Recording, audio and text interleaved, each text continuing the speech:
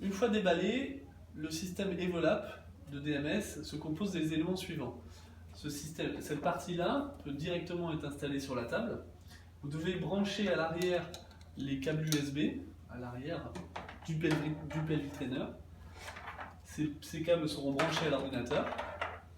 Il faut également brancher à l'arrière le nunchuk,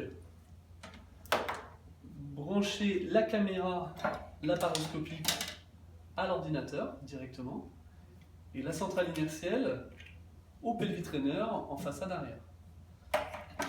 Le laparoscope va être monté à l'intérieur du pelvic trainer au niveau de l'orifice qui représente le nombril et l'instrument chirurgical sera monté dans un orifice, une incision faite à ces deux positions-là.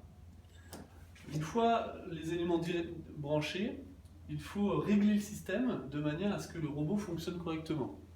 Pour régler le système, il faut se mettre dans un plan médian. Ici, le robot doit être aligné dans ce plan médian-là, et le laparoscope doit aussi être dans un plan médian.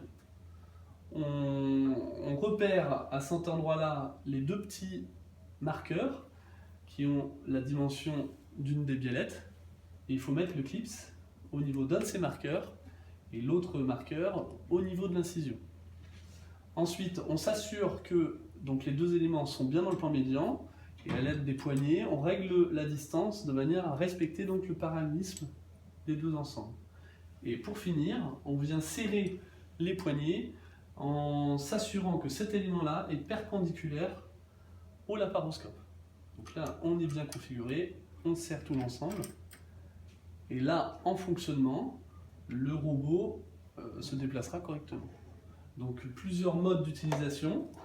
Donc soit mode de fonctionnement normal, donc on déplace le laparoscope à la main.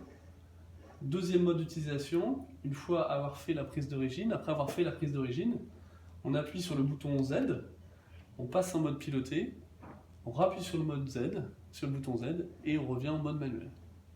Et pour finir, le dernier mode de suivi devra fonctionner avec l'ordinateur une fois le logiciel installé. Suivi.